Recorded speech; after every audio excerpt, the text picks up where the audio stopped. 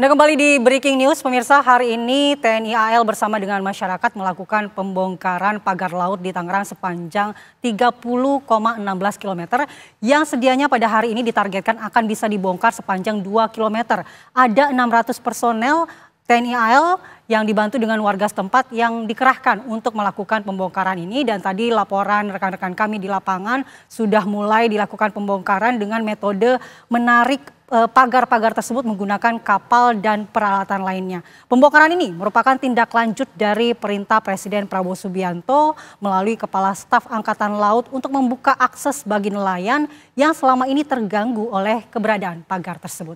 Dan di studio juga kita masih bersama dengan Ibu Nimi Sulbainarni, Ketua Fokus Grup Kelautan dan Perikanan ISEI. Ibu, melihat proses yang telah dilakukan, upaya yang dilakukan oleh TNI AL dan juga masyarakat atau nelayan untuk membongkar pagar laut ini. Untuk berikutnya langkah-langkah yang bisa diambil agar kejadian ini tidak lagi merugikan nelayan khususnya, itu seperti apa, Bu? Ya, pertama kita apresiasi dulu ya apa yang sudah dilakukan oleh TNI AL saat ini dan juga dibantu oleh nelayan. Dan kedepannya saya pikir kan memang pengawasan perlu ditingkatkan terkait dengan kepada orang-orang yang memang ada keinginan atau niat yang tidak sesuai atau melanggar peraturan yang ada. Jadi saya pikir ke depan ya pengawasan itu yang perlu kita tingkatkan. Iya, karena kan ini tidak akan selesai dengan hanya dibongkar atau dicabut pagar-pagar ini ya Bu. Yang kita ingin lihat ke depannya seperti apa agar nelayan dan juga wilayah laut yang sebenarnya adalah milik masyarakat ini tidak lagi disalahgunakan begitu. Ya, jadi tentu saja ini kan menjadi pelajaran buat kita. Jadi artinya ke depan jangan sampai ini terjadi kembali, dan yang perlu kita ini juga ya, jadi nanti perlu ke depan itu yang perlu kita pikirkan juga terkait dengan kewenangan ATR BPN dengan KKP gitu kan, RT RW tadi, kemudian izin-izinnya tadi siapa yang berhak untuk mengeluarkan sertifikat hak milik dan sebagainya. Jadi itu juga saya pikir ini ke depannya perlu duduk bersama juga antara KKP dan ATR BPN, saya pikir terkait dengan izin pemanfaatan lahan ini. Tapi yang jelas sebenarnya selama ini sudah diatur bahwa untuk yang terkait dengan laut itu harusnya KKP yang mengurus gitu ya. Jadi kalau ATR BPN itu seyogyanya hanya mengurus yang kaitannya dengan yang di darat seperti itu. Jadi tapi saya sarankan sih sebenarnya Kak, tadi yang saya sampaikan juga di awal bahwa kenapa kita tidak memikirkan bahwa ke depannya karena kita adalah negara maritim, 75% luas wilayah kita adalah lautan. Jadi kenapa tidak misalnya kita berpindah yang tadinya kita bicara terkait dengan RT RW, kenapa kemudian ke depannya kita nggak bicara terkait dengan RZP3K, rencana zonasi tadi itu. Karena kita tidak bisa pungkiri wilayah daratan dan laut kita itu selalu berbatasan dan hampir 65% masyarakat kita itu ya tinggalnya di wilayah pesisir seperti itu. Jadi itu yang perlu nanti mungkin ditinjau dan dikaji kembali, sehingga tentu saja kita berharap dengan pembelajaran yang ada saat ini bahwa ternyata tidak mudah juga tadi untuk membongkar laut yang sudah dipagari ini, dan ternyata juga dengan memagari ini kan berdampak negatif karena ada yang tidak bisa menjalankan atau bekerja karena ada pagar ini. Jadi setidaknya kita bisa belajar dari sini, dan kalau misalnya kita mau hitungkan itu berapa besar rupiah yang kita keluarkan dengan kegiatan pembongkaran ini, berarti sebesar itulah sebenarnya kerugian kita juga kalau memang ini tetap bisa tetap dipertahankan gitu. Jadi ada kan kalau misalnya di konsep di ekonomi sumber daya itu kan ada willingness to pay, berapa kita mau membayar, dan berapa kita willingness to accept, berapa kita ganti rugi pada saat itu semua ditiadakan. Gitu. Apalagi ini sebenarnya sudah berlangsung berbulan-bulan ya Bu, bahkan sejak Agustus September 2024 ini sudah ada pagar ini, dan itu kalau mau dikalkulasi kerugian nelayan mungkin banyak sekali, apalagi ini ribuan nelayan yang terdampak dari hal ini. Kalau kita lihat Bu di layar ini kan berusaha dibongkar dengan cara menyelam, kemudian dicabut mungkin ya dari dasar laut karena mungkin sudah tertanam begitu ya Bu. Kalau Ibu Nimi sendiri mungkin ada informasi terkait dengan kalau pagar ini di bagian dasar laut itu seperti apa nanti kalau misalnya sudah dicabut, itu apakah akan otomatis pulih Bu kerusakan ekosistemnya begitu? Nah, itu yang kita perlu, saya nggak tahu kalau belum ada penelitian saya terkait dengan hal ini ya. Jadi kan kalau misalnya menancapkan, kalau misalnya di bawahnya ada terumbu karang, cuma saya belum dapat informasi terkait dengan itu. Jadi memang kan sampai sekarang ini yang disampaikan bahwa yang terganggu itu adalah perikanan tangkap, pembudidaya, pariwisata, dan kemudian satu lagi itu pelabuhannya gitu. Jadi tentu saja rencana zonasi itu kan disusun berdasarkan kesesuaian lahan yang ada di sana. Jadi kalau misalnya sudah dikatakan itu zona penangkapan, kemudian itu zona budidaya gitu ya, rasanya sih seharusnya tidak ada terumbu karang di situ gitu ya.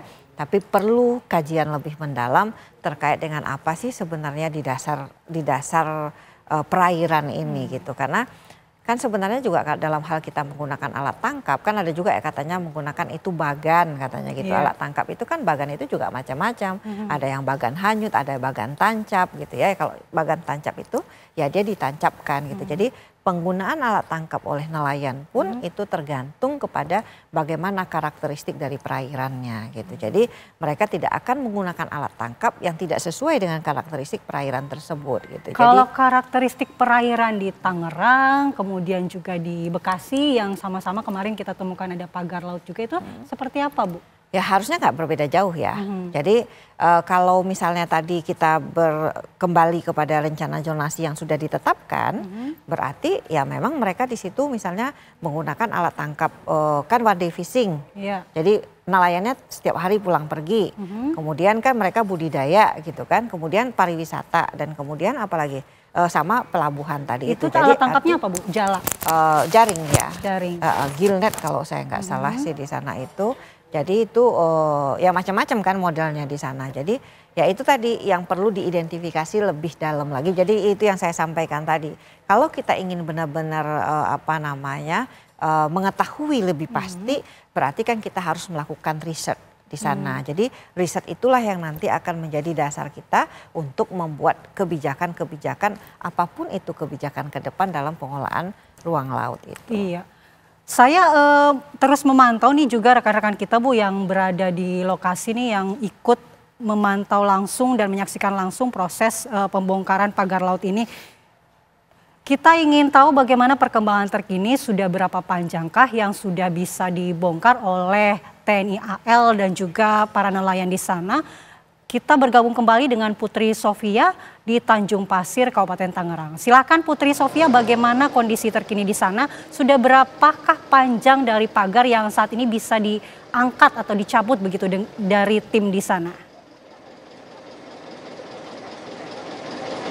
Ya, ini Kumala dan juga pemirsa, kalau kita berbicara mengenai seberapa banyak dan juga seberapa panjang pagar laut yang memang hari ini sudah berhasil dirobohkan oleh TNI Angkatan Laut dan juga nelayan yang memang bertugas untuk pada hari ini. Memang kami belum bisa mengonfirmasi seberapa panjang, namun dari pantauan kami yang berada di lokasi saat ini di perairan Tanjung Pasir, Kabupaten Tangerang, tadi kami memang sempat menumpangi kapal nelayan yang menjadi kapal untuk menarik begitu pagar laut yang memang sengaja dirobohkan atau memang sengaja dibongkar untuk pada hari ini, yang mana kalau kita pantau tadi untuk kapal kami sendiri ini telah berhasil kurang lebih ada sekitar 4 hingga 5 pagar maksud kami yang memang telah berhasil dirobohkan dengan bantuan dari para nelayan dan juga dari para personil TNI Angkatan Laut yang bekerja secara manual begitu, dengan secara terjun langsung ke perairan, yang mana kalau kita pantau memang tadi kami sempat melihat begitu bahwa memang ada berbagai metode yang dilakukan, tidak hanya dengan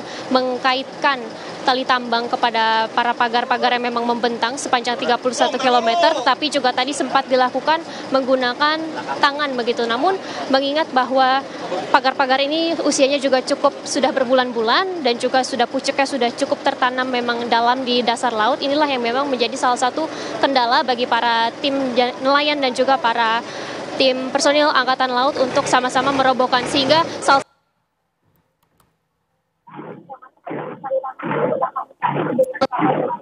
dengan kapal nelayan dan juga kapal TNI Angkatan Laut yang mana ini akan sama-sama merobohkan pagar laut yang membentang di perairan Tanjung Pasir, Kabupaten Tangerang. Untuk progresnya tadi kami melihat bahwa memang progresnya cukup signifikan begitu, sudah banyak sekali pagar-pagar yang sudah berhasil dirobohkan, meskipun sempat ada beberapa pagar-pagar yang memang cukup sulit mengingat sudah beberapa bulan pagar ini sudah ditanam begitu sehingga pucuknya ini cukup dalam di bagian dasar laut, dan inilah yang menjadi salah satu tantangan bagi para nelayan dan juga para personil TNI Angkatan Laut. Tetapi mengingat adanya progres dan juga melihat adanya proses yang cukup sinergi begitu antara nelayan dan juga TNI Angkatan Laut, untuk depannya dari TNI Angkatan Laut juga akan mengevaluasi apa saja alat-alat yang dibutuhkan bagi para tim yang akan bertugas di perairan sini, dan juga nantinya untuk hari ini targetnya adalah sekitar 1 hingga 2 kilometer, namun untuk keesokan hari dan juga untuk selanjutnya kami akan masih memantau bagaimana jalannya progres dan juga perobohan ataupun pembongkaran pagar laut yang ada di perairan Tanjung Pasir, Kabupaten Tangerang. Andi Kumalak.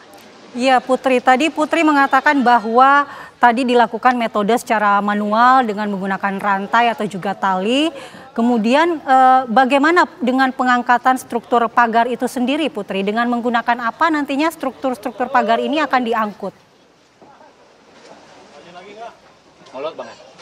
Ya, Andi Kumala, bagaimana dengan proses pengangkatan begitu bagi para pagar-pagar yang memang ini merupakan sebilah bambu begitu? Kami tadi memantau memang tadi setelah ditarik oleh tim nelayan sendiri, ini nantinya pagar-pagar yang sudah berhasil dirobohkan ini nantinya akan diangkut oleh kapal nelayan. Namun tadi kami belum melihat bagaimana nantinya akan diangkut begitu, karena tadi kami melihat bahwa untuk fokusnya pada hari ini adalah untuk merobohkan begitu, dan untuk proses pengangkatan kami belum melihat bagaimana prosesnya. Dan saat ini tadi setelah kami dari kapal nelayan dan melihat secara langsung proses dan juga mekanisme yang memang dilakukan oleh TNI Angkatan Laut dan juga para nelayan, kami tadi sempat berbincang juga dengan Brigjen TNI Hari Indarto, menyebut bahwa nantinya akan dilakukan evaluasi dan juga bagaimana nanti akan diberlakukan alat-alat yang jauh lebih signifikan dibandingkan untuk hari ini, sehingga untuk hari ini target 1 atau 2 kilometer kami masih menunggu bagaimana target tersebut akan dicapai untuk hari ini. Andi Kumala. Baik, terima kasih Putri Sofia langsung dari Tanjung Pasir. Kami akan menantikan terus informasi dari Anda mengenai perkembangan pembongkaran pagar di sana. Kita lanjut dialog dengan Bu Nimi. Bu Nimi, ya. Tadi kita lihat memang proses pembongkaran tengah berlangsung, kemudian tadi juga kita bahas mengenai dampak-dampaknya terhadap ekosistem laut, kemudian apakah ini juga berpengaruh terhadap pencemaran laut, Bu, dengan adanya pagar-pagar ini? Kalau pencemaran itu biasanya kan dari kegiatan industri biasanya ya, tapi kan sepanjang misalnya hanya memagari saja, karena kan gini, dulu saya pernah di Kepulauan Seribu ya, budidaya rumput laut itu dia pakai bambu dulu. Jadi berarti dia sistemnya sistem rapi. Tidak mencemari ya, hanya merusak aja. Jadi sebenarnya kan yang dipermasalahkan saat ini adalah mengenai pemagaran itu mengganggu aktivitas nelayan, aktivitas yang orang lain gitu kan. Nah, itu kan yang menjadi permasalahannya juga, dan kemudian memang praktek pemagaran ini tadi seyogyanya tidak dilakukan yang seperti di awal saya sampaikan, karena laut itu kan sebenarnya adalah pemersatu gitu kan. Nah jadi kalau tadi misalnya alasannya bahwa ini untuk menahan abrasi, kenapa tidak kita menanam hutan mangrove saja gitu kan, walaupun memang hutan mangrove itu kan lama tumbuhnya gitu ya, bahkan misalnya bisa sampai 25 tahun gitu untuk besar gitu. Tapi kan kalau misalnya itu kan kita kembalikan bahwa sekarang orang kan semua menanam hutan mangrove. Kenapa? Karena mangrove adalah salah satu pohon ya yang menyerap karbon paling tinggi tadi yang saya sampaikan itu. Jadi kalau memang alasannya itu, kenapa kita tidak menanam mangrove aja? Karena dengan mangrove tadi satu batang aja dia bisa menyerap lebih kurang 12 kilogram lah CO2-nya.